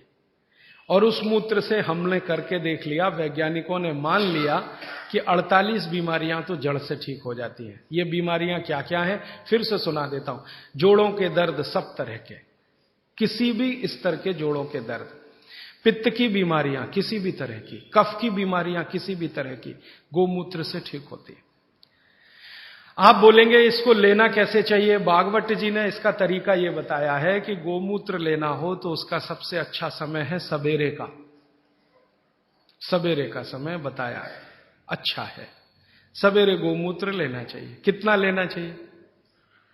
तो ये मात्रा बागवट जी बोलकर गए कि जो बहुत ज्यादा बीमार हैं, बहुत बीमार हैं, उनको एक दिन में 100 ग्राम नहीं कहा है, लेकिन जो मात्रा दी है वो ग्राम के बराबर है। और 100 ग्राम बोल रहा हूं ताकि समझ में आए, नहीं तो उनकी मात्रा बोल दी तो समझ में नहीं आएगी, लेकिन वो लगभग 100 ग्राम। तो जो बहुत बीमार हैं उनको 100 ग्राम, 100 मिलीलीटर। 100 मिलीलीटर माने एक कप जो चाय का है ना उसमें 150 ml चाय आती है, 150 मिलीलीटर, तो उसका पाव कप मान लो। ये बीमार, बहुत बीमार लोगों के लिए। और वो कहते हैं कि इसको आधा आधा करके लो तो और अच्छा है। तो आधा एक बार ले लिया, आधा दूसरी बार ले लिया। और जिस समय लें पेट खाली रहे, तो नाश्ते के पहले। अब पेट खाली 2 समय रहता है दिन में, एक तो सुबह सुबह, और दूसरा जब भोजन के बाद आप 4 घंटे निकल जाए ना तो पेट लगभग खाली हो जाता है, तो शाम को ले सकते हैं बीमार लोगों। और जो बीमार कम है या स्वस्थ हैं, निरोगी हैं और लेना चाहते हैं, उनको एक ही बार। तो 50 मिलीलीटर की मात्रा उन्होंने बताई उसके लिए। स्वस्थ, कम बीमार 50 मिलीलीटर। 50 मिलीलीटर माने एक कप का तिहाई हिस्सा, 1/3। तो ये आप ले सकते हैं। अब जिस गाय का मूत्र आप ले रहे हैं उसके बारे में एक छोटी जानकारी उन्होंने जोड़ी उसमें। वो ये कहते हैं सूत्र में कि गाय जो मूत्र पीने लायक माने औषधि के रूप में देती है, वो गाय को पैदल चलना बहुत आवश्यक है। माने वो चले, दिन में घूमे टहले। बांधी हुई गाय जिसको आप चलने ही मत दो, घर में ही बंधी रहे, उसके मूत्र के बारे में बागवती जी कहते हैं कि वो उपयोगी नहीं है, उपयोगी नहीं। अब हमने क्या देखा कि ये जो जर्सी गाय है ना, जर्सी, होलिस्टियन, फ्रीजियन, ये बंधी हुई गाय है। आप इसको छोड़ भी दो तो जाती नहीं है, बद्ध से बैठ जाती है। खड़ा करो फिर बैठ जाएगी, फिर खड़ा करो फिर, खड़ी भी नहीं होती, ज्यादा देर बैठी रहेगी। चलना तो उसके लिए इतना भारी है कि जब वो चलेगी तो ऐसी कराह निकलती है उसके मुंह से। तो ये बंधी हुई गाय है। बागवती जी कहते हैं बंधी हुई गाय का मूत्र अच्छा नहीं है। तो हमने जर्सी का निकाल के देखा, वो सच में अच्छा नहीं। जर्सी गाय के मूत्र में 3 ही घटक है और देशी गाय के मूत्र में 18 घटक है। जो कुछ मिट्टी में है वो गाय के मूत्र में है। अच्छा, फिर मुझे बचपन की एक बात याद आई। मेरी दादी मां ने कहा कि गाय के शरीर में 33 करोड़ देवता हैं। अब बात सुन ली, बैठ गई मन में। एक्सप्लेनेशन में पूछता था अपने आप से कि ये कैसे हो सकता, 33 करोड़ देवता, 33 करोड़ देवता। तो हमारे यहां एक शब्द है कोटि। कोटि, कोटि है ना, कोटि। कोटि का एक अर्थ होता है करोड़ और कोटि का एक अर्थ होता है प्रकार। संस्कृत शब्द है कोटि। कोटि का एक अर्थ है करोड़, 10 करोड़, 20 करोड़, 50 करोड़, जो गिनती में आप गिन। कोटि का दूसरा अर्थ है प्रकार। तो शायद यहां पर जो अर्थ है वो प्रकार वाला है। 33 प्रकार के देवता, 33 करोड़ नहीं, क्योंकि जिस समय भागवत जी ने लिखा था उस समय हिंदुस्तान की आबादी 20 करोड़ से कम रही होगी। तो 33 करोड़ देवता कैसे हो सकते हैं जब कुल मनुष्यों की संख्या इतनी कम है। तो शायद वो प्रकार वाला है। और आजकल बहुत लोग खिल्ली उड़ाते हैं ना हिंदू धर्म की, ये ईसाई लोग और मुसलमान लोग जो खिल्ली उड़ाते हैं ना, वो इसी पे आ जाते हैं। क्या बात करते हो, 33 करोड़ देवता हैं तुम्हारे यहां? हमारे यहां तो एक ही देवता है और देवता तो एक ही होता है। तो वो शायद 33 प्रकार के देवता हैं, ऐसा है। अब मैंने एक बार पुराने शास्त्रों से गाय का एक चित्र निकला हुआ देखा, तो देवताओं का बना हुआ था कि गाय के शरीर में कौन कहां है। जैसे गाय के मूत्र में धन्वंतरी देवता है, गाय के गोबर में लक्ष्मी जी का निवास है। एक संस्कृत सूत्र है गोमय वसति लक्ष्मी, गाय के गोबर में लक्ष्मी है, गोमूत्र में धन्वंतरी है, गाय के गले में शंकर जी हैं। ऐसे ऐसे करके है। अब मैंने कहा करके देखो भाई, हैं तो करके देख लो। तो पहली बात तो समझ में तुरंत आ गई कि गोमूत्र से इतने रोग ठीक हो रहे हैं और धन्वंतरी तो आरोग्य के लिए ही उत्पन्न हुए थे, तो मूत्र में धन्वंतरी तो है पक्का। गोबर में लक्ष्मी है क्या? तो हम लोग 6-7 साल से ये प्रयोग कर रहे हैं और अब जाके हम ये कह सकते हैं कि सच में महालक्ष्मी है गोबर में, लक्ष्मी नहीं महालक्ष्मी। क्योंकि हमने गोबर का उपयोग किया खेतों में, यूरिया डीएपी बंद करा दिया। भारत में हमारा जो अभियान है ना, हिंद स्वराज अभियान, आजादी बचाओ आंदोलन, इसके करीब करीब कार्यकर्ता पूरे देश में 18-20 हजार ऐसे हैं जो गोबर से ही खेती करते हैं। यूरिया का एक दाना नहीं डालते, डीएपी नहीं डालते, गोबर ही डालते। जब जरूरत पड़े गाय का गोबर डालते। और उनकी खेती पहले से इतनी अच्छी है कि उत्पादन उनका 2 से 3 गुना बढ़ गया। पहले हमारा कोई कार्यकर्ता कपास करता था तो यूरिया डीएपी से 1 एकड़ में 2-2.5 क्विंटल, अब गोबर डाल के करता है तो 7 क्विंटल कपास। पहले हमारा एक कार्यकर्ता गेहूं करता था तो यूरिया डीएपी से 1 एकड़ में 12 क्विंटल गेहूं, अब गोबर से गेहूं करता है तो 24 से 25 क्विंटल गेहूं उसी 1 एकड़। धान करते थे, चावल करते थे तो यूरिया डीएपी से आता था मुश्किल से 15-17 क्विंटल धान, चावल उसमें भी कम होता था। अब हम धान करते हैं तो 30 क्विंटल तक आता है उसी गोबर से। बाजरे में किया, मक्के में किया, गन्ने में तो इतना अद्भुत परिणाम है कि यूरिया डीएपी का गन्ना करो तो गन्ना ज्यादा से ज्यादा 8 फीट ऊंचा होता है, गोबर से गन्ना करो तो 14 फीट तक ऊंचाई जाती है। गन्ने में यूरिया डीएपी से रिकवरी 8% है, गोबर से रिकवरी 14-15% है। और जो गोबर से गन्ना करें और उसका गुड़ बनाएं, रस से गुड़ बनाएं, तो वो गुड़ का अंतरराष्ट्रीय बाजार में भाव 70 रुपए किलो है और आप 15 रुपए किलो खरीदने में परेशान हैं। क्योंकि इंटरनेशनल मार्केट में लोग कहते हैं कि जी गोबर का गन्ना और उसका रस और गुड़ मिलता नहीं किसी देश में, भारत में ही संभव है, क्योंकि देशी गाय ही भारत में है और किसी के पास देशी गाय है नहीं। तो गोबर में लक्ष्मी है, क्योंकि आप उत्पादन बढ़ाएंगे, बाजार में बेचेंगे, लक्ष्मी आएगी। तो गोमय वसति लक्ष्मी, गोमूत्रे धन्वंतरी, सूत्र कुछ ऐसा है कि मूत्र में धन्वंतरी, गोबर में लक्ष्मी। अब ये गोबर पर एक्सपेरिमेंट करते करते हम यहां तक आए हैं कि गाय के गोबर में से गैस निकलती है। ये गैस से आप अपने घर का चूल्हा तो जला ही सकते हैं, ये तो पुरानी बात है। अभी आज की बात जो है वो ये कि गाय के गोबर से निकली हुई गैस से गाड़ी चला सकते हैं। गाड़ी माने Tata Sumo, Tata indica, Tata Sierra, Tata की वो सफारी, ये सब चलती है, बहुत आराम से चलती है। गोबर गैस है ना, उसको सिलेंडर में भरो और वो सिलेंडर गाड़ी में लगा दो, तो बिना इंजन बदले और कोई तकलीफ किए वो ही गाड़ी दौड़ती है। दिल्ली में आईआईटी है, कभी भी आप वहां चले जाइए, आईआईटी कैंपस की सब गाड़ियां गोबर गैस से ही चलती हैं। और इस आधार पर सुप्रीम कोर्ट में एक केस का अभी फैसला हुआ है। हमारे देश का अदालत अब तक ये कहती थी कि गाय दूध न दे तो बेकार है, काट दो। अब सुप्रीम कोर्ट ने अपना फैसला बदल दिया, वो कहते हैं ये दूध नहीं दे तो भी उतनी ही उपयोगी है, क्योंकि गोबर दे रही है और मूत्र दे रही है। कोर्ट ने अपना जजमेंट बदला, ये भारत के इतिहास में पहली बार हुआ।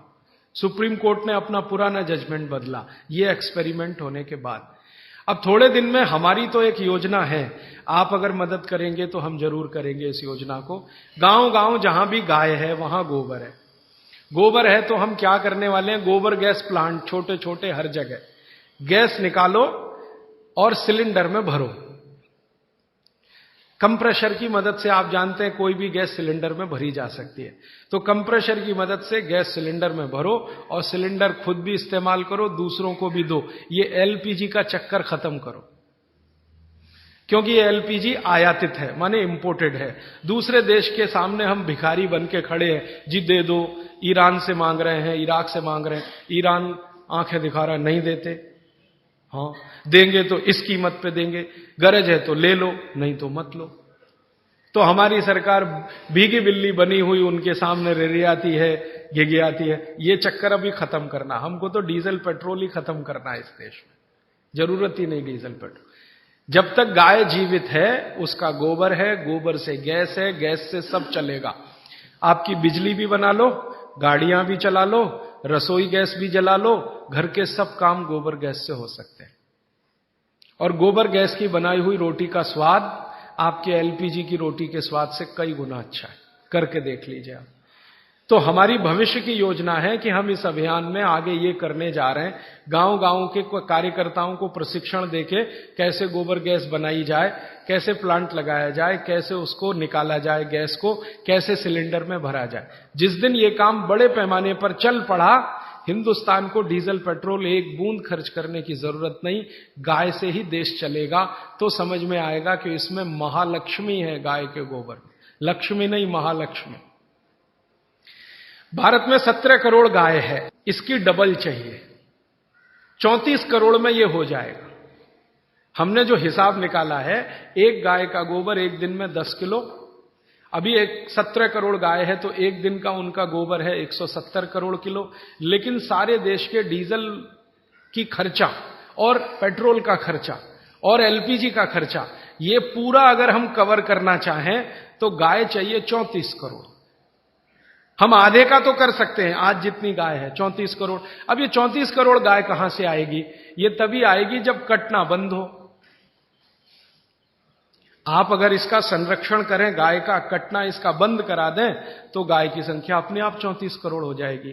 क्योंकि भारत की जो गाय है, देशी गाय, वो 20 साल जीवित रहती है और 20 साल में कम से कम 17 बार मां बन सकती है वो भारत की गाय। और ये जो जर्सी है ना, इसकी उम्र ही नहीं है, ये ज्यादा से ज्यादा 8 से 9 साल जीवित रहती है और 8 से 9 साल में 5-6 बार मां बनती है। और भारत की जो देशी गाय है, इसके बारे में भागवत कहते हैं कि इससे जैसी कोई दूसरी चीज भगवान ने नहीं बनाई। भागवत जी कहते हैं कि इसके जैसी दूसरी चीज कोई भगवान ने नहीं बनाई। ये देशी गाय है, मां बनेगी, बछड़ा आएगा, बछड़ी आएगी तो गाय बनेगी, बछड़ा आएगा तो बैल बनेगा, और देशी गाय का बछड़ा ही बैल बनता है, ये जर्सी वाला नहीं बनता, क्योंकि देशी गाय के शरीर पर कंधा है, तो कंधा चाहिए ना बछड़े को बैल बनने के लिए, तो वो तभी संभव है। इसलिए देशी गाय का संरक्षण करना बहुत जरूरी है। आप बोलेंगे जी संरक्षण कैसे हो? भागवत जी कहते हैं कि भारत को भगवान की सबसे अच्छी देन है वो ये गाय है, जिसको हम देशी गाय कहते हैं, इसकी हमेशा सेवा करो तो ये संरक्षित हो। शायद इसलिए हमारे बुजुर्गों ने कहा गाय की सेवा करो तो मोक्ष मिलेगा, 33 प्रकार के देवता खुश रहेंगे। और मैंने करके देखा, ये देशी गाय आप घर में रखो, उसकी सेवा करो, सवेरे सवेरे सो के उठो, बस गाय को देखो, कुछ मत करो, बैठ जाओ, देखो उसको सामने, और आपके शरीर में इतनी खुशी और आनंद पैदा होगा उसका चेहरा देखने मात्र से। करके देख लो इसको। मैं अभी एक एक्सपेरिमेंट कर रहा हूं, डिप्रेशन के कुछ मरीजों को मैंने इकट्ठा किया है एक गौशाला में डिप्रेशन के मरीजों को इकट्ठा किया है। कोई दवा नहीं देते, वो कहते हैं जी गाय के सामने बैठो बस और देखो, उसको देखो, उसकी आंखें देखो, आंखों में जितनी सुंदरता है देशी गाय की कहीं नहीं मिलेगी आप। और जो आप गाय पहचान सकते हैं, भारत में एक गाय है किल्लारी गाय कहते हैं उसको, किल्लारी गाय, एकदम गुलाबी आंखें, सुर्ख गुलाबी आंखें, उसकी आंखें देख लिया आपने तो डिप्रेशन और अवसाद आपका खत्म हो जाए।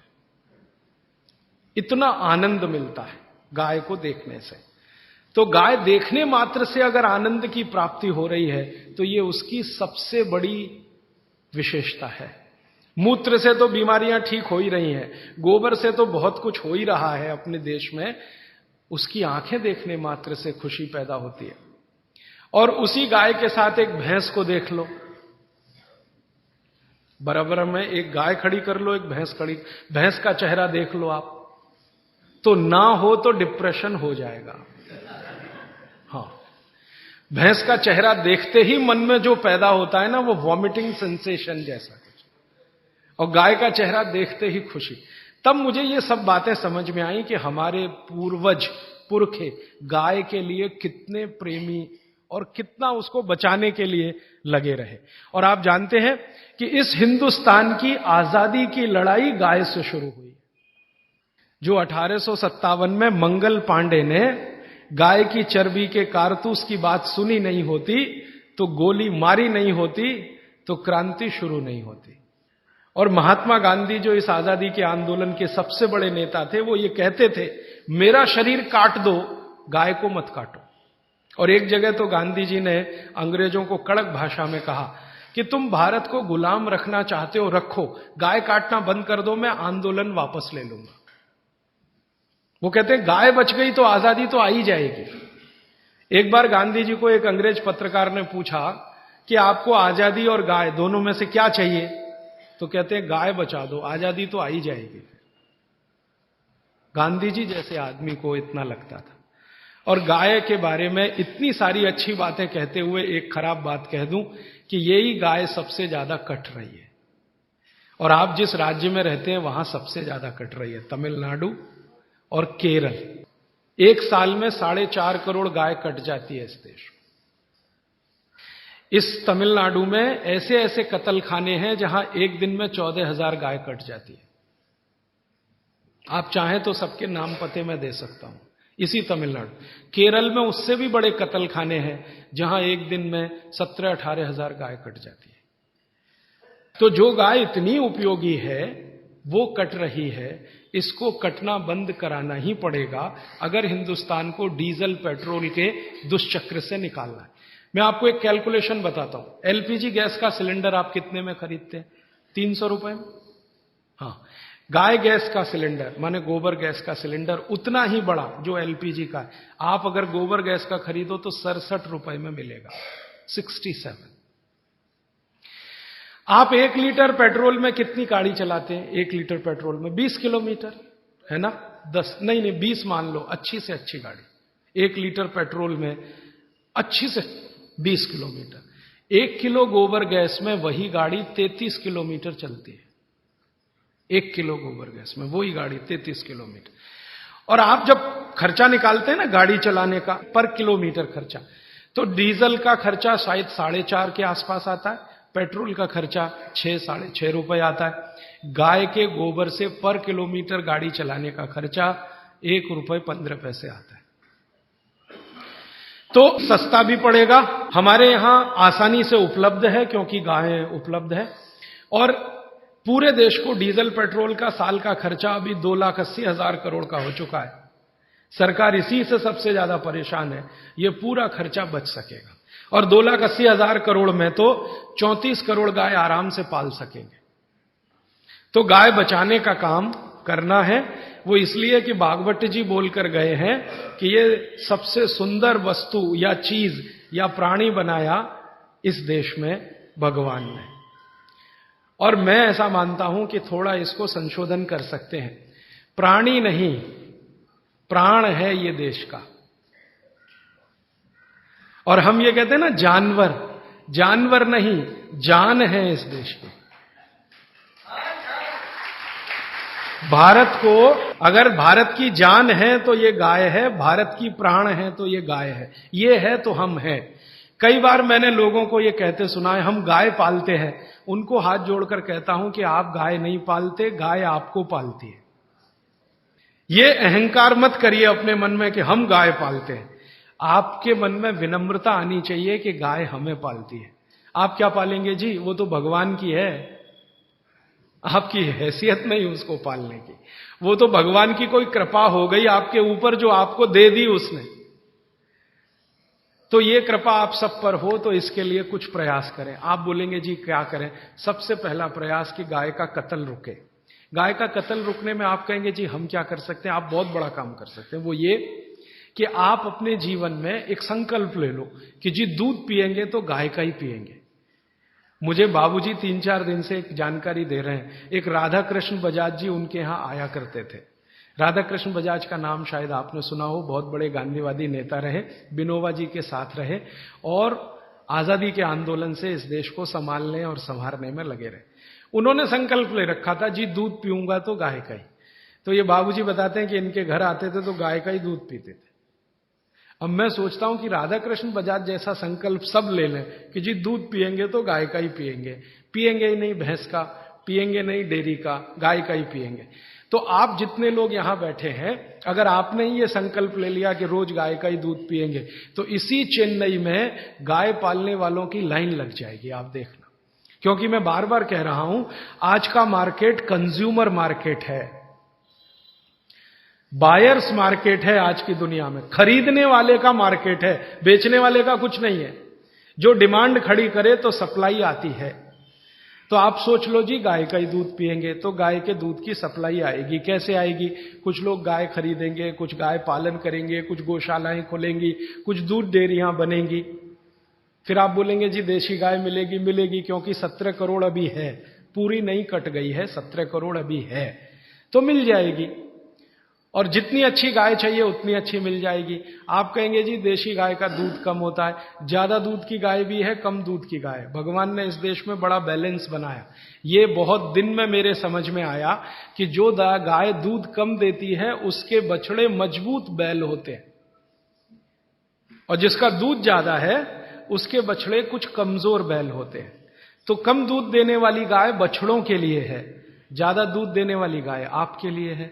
गाय सबको ध्यान रखती है, तो आप ज्यादा दूध वाली भी गाय ले सकते हैं। इस देश में ऐसी गाय हैं, आप चलो तो मैं दिखाऊं, जो 65 लीटर दूध देती है एक दिन। 65 लीटर। आपको चाहिए तो 1 लाख रुपए की है,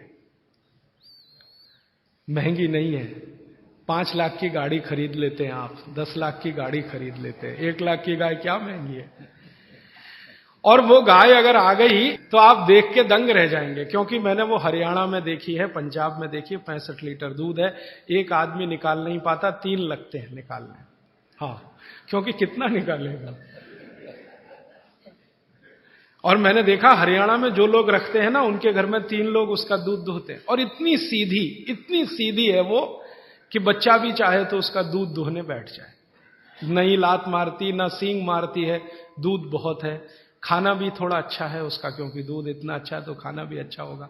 उसको एक चीज बहुत पसंद है जो आप खिलाएं तो, गन्ना होता है ना, गन्ना, उसके ऊपर का हिस्सा ये खिलाते जाओ, दूध उसका बढ़ता ही रहता, कम नहीं होता। पहली बार मां बनेगी, दूसरी बार दूध बढ़ता ही जाता, गन्ना खिलाते रहो बस उसको सबसे ज्यादा। ऐसी भी गाय इस देश में है जो 65 लीटर दूध देती है, और ऐसी भी गाय है जो 1 लीटर दूध देती है, वो आपके आसपास है। लेकिन 1 लीटर वाली भी तिरस्कार मत करो, क्योंकि वो बछड़े जो देगी वो बैल बनेंगे अच्छे। तो बैल तो चाहिए हमें, क्योंकि ट्रैक्टर से खेती ज्यादा दिन कर नहीं पाएंगे। जो डीजल 100 रुपए लीटर हुआ तो क्या चलाएगा ट्रैक्टर किसान, तो बैल तो चलाना ही पड़ेगा। इसलिए देशी गाय कम दूध वाली, उसको आप तिरस्कार की दृष्टि से मत देखो, उसके बछड़े मजबूत बैल हैं। जो दूध ज्यादा देती है उसके बछड़े कुछ कमजोर होते हैं। मैंने वो करके देखा, कम दूध वाली गाय का बछड़ा बैल बनता है ना, तो 3 टन माने 3000 किलो माल आराम से 40 किलोमीटर तक बिना रुके लेके जाता है। और जो ज्यादा दूध देने वाली गाय है उसका बछड़ा 3 टन माल लेके जाएगा, लेकिन 3 जगह रुकेगा, रेस्ट लेगा, फिर चलेगा। और जो कम दूध वाली गाय का बछड़ा है वो स्पीड बहुत तेज है उसकी दौड़ने में, आप मुकाबला नहीं कर सकते घोड़े का उसके साथ। और जो ज्यादा दूध वाली गाय है उसका बछड़ा होता है बैल, लेकिन धीरे धीरे चलता है। तो हर एक चीज की अपनी अपनी विशेषता है। इस देश में भगवान ने सब कुछ सोच समझ के बना। तो आप दूध पीना शुरू करो गाय का, तो गाय की डिमांड बढ़े तो फिर यहां गौशाला खोले, या पहले से चल रही गौशाला सुधारो। फिर आप बोलेंगे जी रखेंगे कहां? चेन्नई के आसपास इतनी जमीनें हैं, बहुत सारे गांव हैं, बहुत सारी जमीनें हैं, आप कहीं भी ले सकते हैं।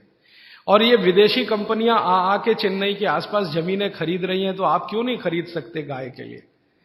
तो आप सब मिलकर, मेरा तो ऐसा भावना है कि एक समिति बना लो या तो एक ट्रस्ट बना लो, 200-400, 500, 1000, 2000 गाय रख लो। संभालना कैसे वो मेरे जैसे लोग आपको बताते रहेंगे।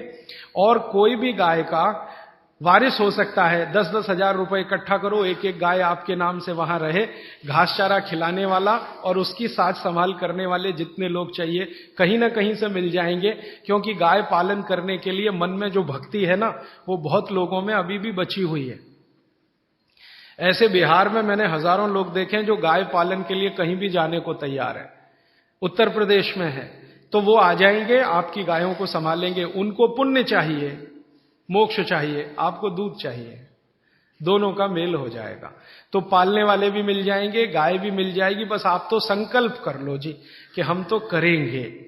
अब आप में से जो भी लोग दानवीर हैं, जो दान देते हैं, मैं कहता हूं गाय के लिए निकालो थोड़ा थोड़ा, और गाय के लिए थोड़ा थोड़ा निकाला तो पूरी व्यवस्था बन जाएगी। मैं तो आपको मेरे छोटे से गांव की जानकारी दे रहा हूं।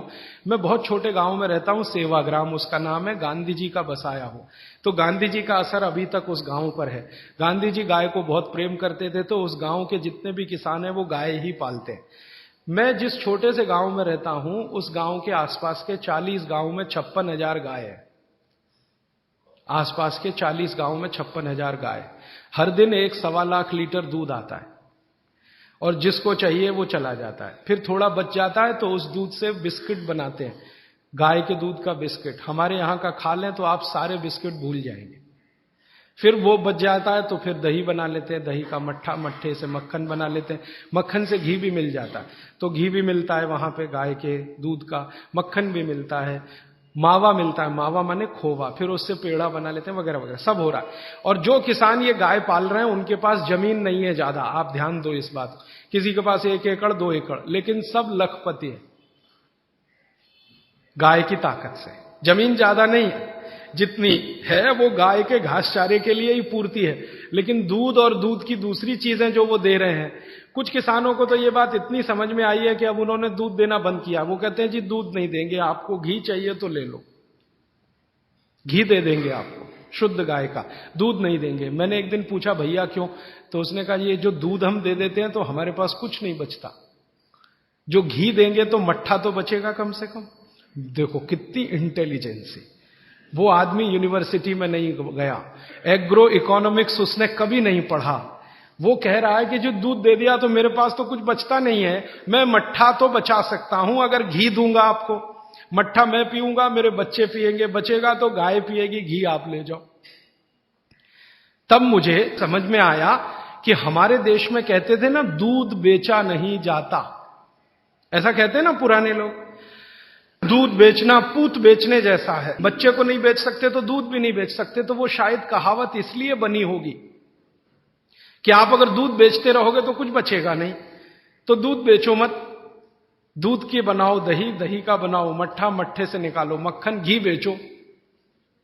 तो घी बेचो तो भाव भी अच्छा है, 180 रुपए किलो तो हमारे यहां मिलता है, लेकिन वही घी बंबई जाता है तो 500 रुपए किलो बिक जाता है, बेंगलोर चला जाए तो 600 रुपए किलो भाव है, जर्मनी चले जाए तो 4000 रुपए किलो तक भाव मिल जाता है वही घी का। 180 से लेके 4000 रुपए किलो तक का रेट है गाय के देशी घी का। जर्मनी, वहां अमेरिका वगैरह वगैरह, उनको भी चाहिए, मिलता नहीं, क्योंकि उनके पास देशी गाय नहीं, जर्सी। तो मेरा मानना है गाय का आप थोड़ा पालन, उसका संरक्षण, संवर्धन शुरू कर दो। गौशाला बनाने का काम अगर यहां हो जाए तो आपकी गौशाला को पैसे की तो जरूरत पड़ेगी नहीं, दान के रूप में। मैं आपको विनम्रता से कहता हूं, एक गाय जो दूध देती हो, साल की कमाई उसकी 2 लाख रुपए की है और खाने का खर्चा उसका 20,000 रुपए का है। तो 20,000 का खाना खाएगी, 2 लाख की इनकम है। दूध के रूप में, दही के रूप में, घी के रूप में, मक्खन के रूप में, मूत्र के रूप में और गोबर के रूप में, टोटल इनकम 2 लाख की। और जो बूढ़ी हो गई, दूध देना बंद करे तो भी साल की इनकम 1.25 लाख की है, तो भी खर्चा वही 20,000 का है। तो इनपुट कम है, आउटपुट ज्यादा है। इसलिए गाय का बिजनेस भी आप करें, दूध का, गाय से मतलब दूध का, दही का, मक्खन का, घी का, गोबर का, आप शुरू कर दो। मैं आज बोल रहा हूं, 3 साल बाद सरकार बोलेगी इसी बात को कि गोबर गैस प्लांट लगाओ जगह जगह, सिलेंडर में गैस भरो और गाड़ियां चलाओ। डीजल हम ला नहीं सकते, पेट्रोल ला नहीं सकते, 150 रुपए लीटर है। तो इसलिए ये गोमूत्र से शुरू हुई आपके बीच की बात वहां तक पहुंचती है।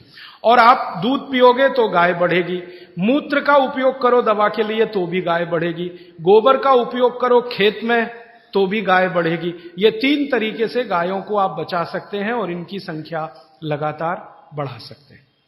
यहां पर अपने निरंजन भाई हैं, ये और इनकी पत्नी गाय के सेवा में लगे हुए हैं। आपको कभी गोमूत्र की जरूरत हो तो इनसे ले लेना। अब मैं 5 मिनट में खत्म करता हूं कि गोमूत्र से और क्या क्या कर सकते हैं। हां, और क्या क्या। बागवती जी कहते हैं आंख के कोई भी रोग, आंख के सभी रोग कफ के रोग हैं जो आंख में हैं। जैसे मोतियाबिंद हुआ, ये कफ का रोग है। कैटरेक्ट जिसको आप अंग्रेजी में कहते हैं, ग्लूकोमा, ग्लूकोमा एक रोग है ना, काला पानी, काला। रेटिनल डिटैचमेंट एक रोग है जिसका तो दुनिया में कुछ भी इलाज ही नहीं है, रेटिनल डिटैचमेंट का ऑपरेशन भी नहीं है, उसका हो भी तो सक्सेस नहीं है। आप अमेरिका चले जाओ और किसी डॉक्टर को कहो रेटिनल डिटैचमेंट का, तो कहेगा ऑपरेशन कर सकता हूं, गारंटी नहीं है विजन आएगा कि नहीं। तो रेटिनल डिटैचमेंट, ग्लूकोमा, कैटरेक्ट। और आंखों में छोटी मोटी बीमारियां बहुत हैं, आंखें लाल होना, आंखों से पानी निकलना, आंखों में जलन होना। तो छोटी छोटी से लेकर सबसे खराब बीमारी रेटिनल डिटैचमेंट, ये सब गोमूत्र से ठीक होती है, क्योर होती है। शब्द पे ध्यान देना, कंट्रोल नहीं, क्योर होती है, जड़ से खत्म होती है। आप बोलेंगे जी क्या करें? बस इतना ही करना है कि देशी गाय का मूत्र कपड़े से छानकर एक एक बूंद आंख में डालें। आप में से किसी को चश्मा उतारना है अगर अपना, तो जरूर डालें। 3 महीने में आप लगातार डाल के देख लीजिए, नंबर बदल जाएगा और 1.25 महीने में चश्मा उतर जाएगा। ग्लूकोमा बिना ऑपरेशन ठीक होता है 4-4.25 महीने में। कैटरेक्ट अगर आपको डिसॉल्व करना है 6-6.25 महीने में ठीक हो जाता है। रेटिनल डिटैचमेंट को 1 साल लगता है, लेकिन लगातार गोमूत्र डालते रहिए, एक एक बूंद, बस इतना पर्याप्त है। आंखों में, बच्चों के कान बह रहे हैं, कान, आप जानते हैं छोटे छोटे बच्चों के कान में मवाद निकलता है, बस 2 या 3 दिन एक एक बूंद कान में गोमूत्र की डाल दीजिए, पूरा कान साफ हो जाएगा, मवाद निकलना बंद। बच्चों की नाक बहुत बहती है, बार बार सर्दी होती है, बार बार जुकाम होता है। बागवती जी कहते हैं कि नाक बह रही हो, सर्दी बहुत हो, जुकाम बहुत हो, तो गोमूत्र तो नहीं कहा उन्होंने, गोघृत कहा। गोघृत माने गाय का घी, एक एक बूंद नाक में डाल दो बच्चों के, सर्दी जुकाम ऐसे गायब होगा जैसे गधे के सिर से सींग। गाय का घी। अच्छा, आपको नींद नहीं आती अच्छी नींद लेनी है, बढ़िया नींद लेनी है, डीप स्लीप लेनी है, रात को एक एक बूंद गाय का घी नाक में डाल के सो जाओ, बहुत गहरी नींद आएगी। आपको खर्राटे बंद करने हैं। बहुत लोगों को खर्राटे आते हैं रात को सोते समय। सोने वाला तो नहीं जानता, पड़ोसी जानता है कि क्या तकलीफ होती है। तो जिनको भी खर्राटे बहुत आते हैं उनके लिए बहुत अच्छी दवा मैं बता के जा रहा हूं। गाय का घी एक एक बूंद नाक में डाल लो, 3 दिन बाद चौथे दिन से खर्राटे बिल्कुल बंद हो जाए, स्मूथ एकदम आपकी नींद हो जाए। तो गाय के घी का भी उपयोग है औषधि के रूप में, गोमूत्र का। अब आता हूं, बाल झड़ते हैं बहुत सारी बहनें शिकायत करती हैं बाल झड़ रहे, तो गाय के दूध का दही बनाओ। दही को तांबे के बर्तन में रख दो, 5-6 दिन रखा रहने दो, फिर हरा हरा हो जाएगा। फिर उस दही को बालों में लगाओ, 1 घंटे के बाद बाल धो दो शिकाकाई से, शैम्पू से नहीं, शिकाकाई से। हफ्ते में 4 बार कर सकते हैं। और बाल टूटना एक ही हफ्ते में बंद हो जाते, एक ही हफ्ते। कई बहनों ने तो मुझे बताया, राजीव भाई हमने तो एक ही बार किया था, उतने में भी बंद हो गए। अच्छा, भविष्य में बाल ना टूटे, अच्छे रहें, दुरुस्त रहें, तंदुरुस्त रहें, तो महीने में 1 बार या नहीं तो महीने में 2 बार गाय के मूत्र से बाल धो लो। बहुत अच्छा कंडीशनर है, नेचुरल ऑर्गेनिक कंडीशनर है गाय का मूत्र। तो जैसे आप कंडीशनर यूज करते हैं ना, उसकी जगह गोमूत्र यूज कैसे करें?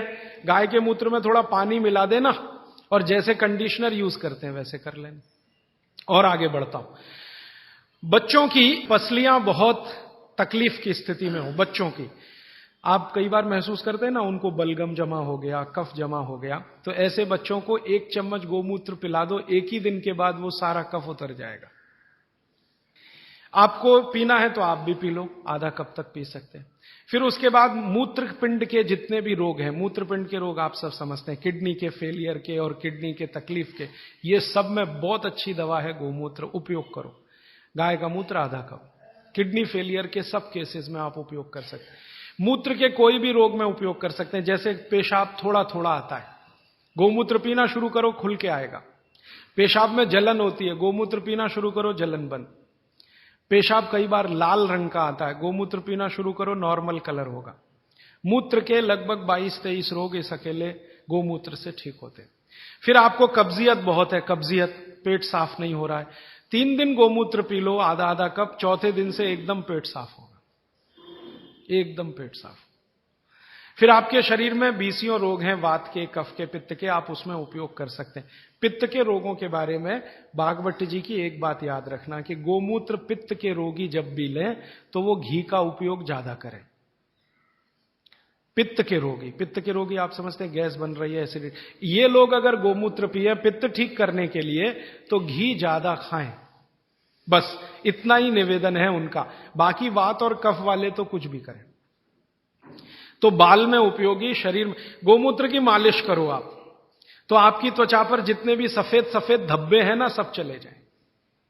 आंखों के नीचे डार्क सर्किल है, रोज सुबह ऐसे ऐसे गोमूत्र लगा लिया करो, डार्क सर्किल चले जाएंगे आप। खाज हो गई, खुजली हो गई, एक्जिमा हो गया, थोड़ा मालिश कर लो, सब खत्म हो जाए। तो ये गाय का मूत्र अद्भुत है। अब इस गोमूत्र को ज्यादा आज के समय में लोगों ने उपयोग करने के लिए एक टेक्निक डेवलप की है कि प्योर गोमूत्र मिले तो वैसे सबसे अच्छा होता है, लेकिन क्या करते हैं आजकल के गोमूत्र को उबालते हैं तो उसकी वाष्प बनती है, वाष्प को ठंडा करके अर्क बनता है। अर्क तो आप समझते हैं।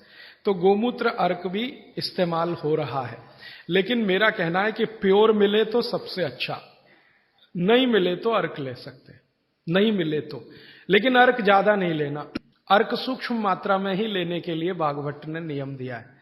वो ये कहते हैं कि अर्क अगर लेना है तो 1 चम्मच पर्याप्त है, मूत्र पीना है तो आधा कप पर्याप्त है, अर्क लेना है तो 1 चम्मच पर्याप्त है। तो अर्क भी ले सकते हैं। अब बहुत लोग अर्क बना रहे हैं गोमूत्र का, आपको जो अच्छा लगे ले सकते हैं। ये निरंजन भाई भी बना रहे हैं, इनसे भी ले सकते हैं, ये यहीं पर इनकी गौशाला चलाते। आप भी गौशाला बनाएं तो उसमें भी अर्क बन सकता है। और अर्क बाजार में 500 रुपए लीटर बिकता है, बड़े बड़े वैद्य खरीदने को तैयार हैं।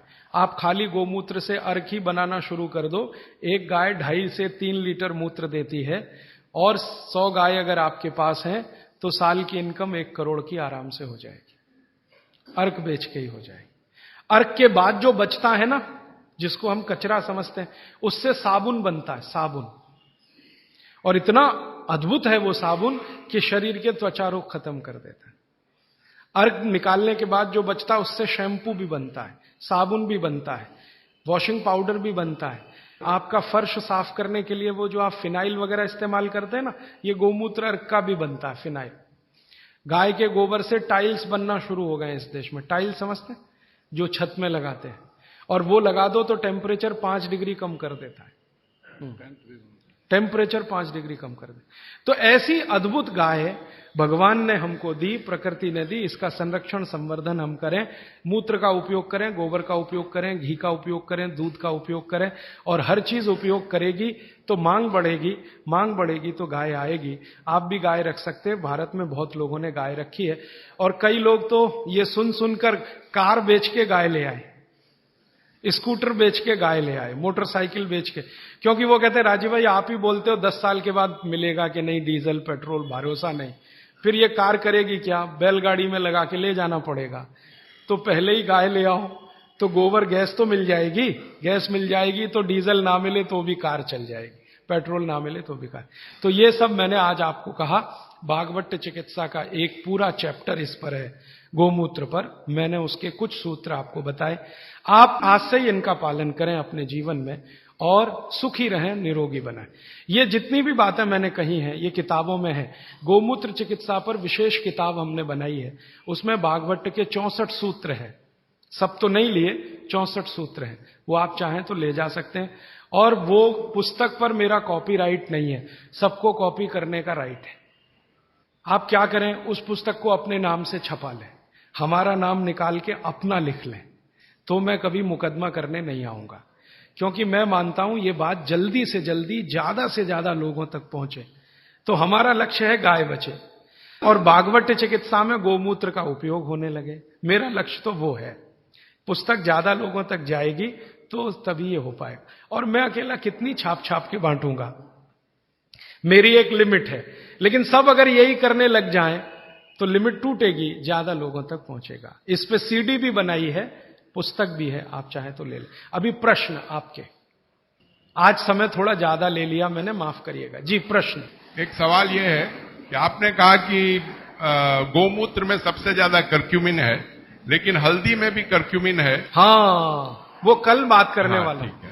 हल्दी की बात कल आएगी। हल्दी में भी बहुत कर्क्यूमिन है और एंटी कैंसरस सारी प्रॉपर्टी हल्दी में है। और दूसरी बात यह है जी कि जैसे त्रिफला चूर्ण है, मेथी है, गोमूत्र है, तो ये क्या क्या चीज सुबह में लोग लें, क्या क्या पिए? हाँ, क्या क्या लें? अच्छा देखिए, ये सवाल बहुत अच्छा है। ये सवाल प्रदीप भाई का बहुत अच्छा है कि इतनी सारी चीजें अब आपके सामने हैं, सवेरे क्या क्या लें। तो मैं आपको एक छोटी निवेदन, ये विनती के रूप में करना चाहता हूं कि 30 तारीख को सुबह मैं एक सेशन करना चाहता हूं आपके साथ इसी भवन में, वो यही प्रश्न का उत्तर देने के लिए। क्योंकि ज्ञान जब बहुत ज्यादा हो जाता है ना, तब हमारे सामने सिलेक्शन की समस्या आती है कि हम क्या क्या करें।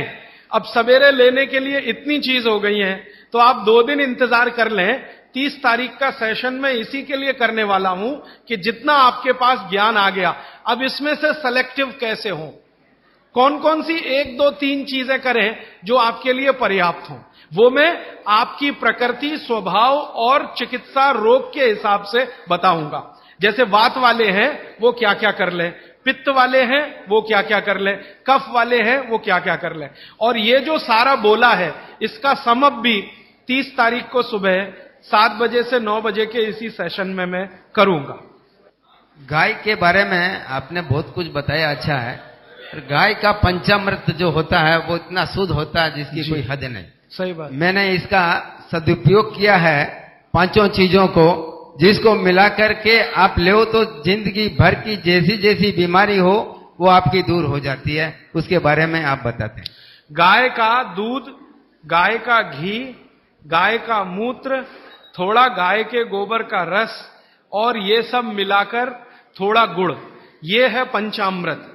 इसमें गुड़ की जगह शहद भी मिला सकते हैं, क्योंकि दूध में वैसे शहद नहीं मिलाते, लेकिन गाय के मूत्र के साथ चलता है। घी में शहद नहीं मिलाते, लेकिन गाय के मूत्र के साथ चलता। तो पंचामृत बनाने की विधि पुस्तक में है, आप ले लो। ये पंचामृत का इनका जो रिजल्ट है वो पूरे देश में वैसा ही रिजल्ट है। वात पित्त कफ तीनों पर एक साथ काम करता है, बहुत गहराई से असर करता है। अबनॉर्मलिटी इन हार्मोन्स, उसका कोई क्योर है? हाँ बिल्कुल है। आप इसके लिए मुझे व्यक्तिगत रूप से मिलेंगे? जरूर, मैं आपको लिख के देता हूं। जरूर जरूर। देखिए, मेरे पास एक लिखित चिट्ठी आई है, बहुत खुशी की बात है।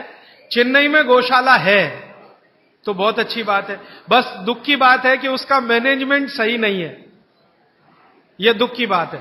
तो आप गौशाला वालों से मिलके उसका कुछ मैनेजमेंट सुधार लो और मेरी तरफ से गारंटी दो कि एक भी गाय घाटे का सौदा नहीं है, दूध दे या ना दे। सेक्रेटरी है, बहुत अच्छा है जी, आप बोलेंगे? इनको माइक दे दीजिए जरा। चेन्नई में पिंजरापोल है जहां करीब 2700 गाय है।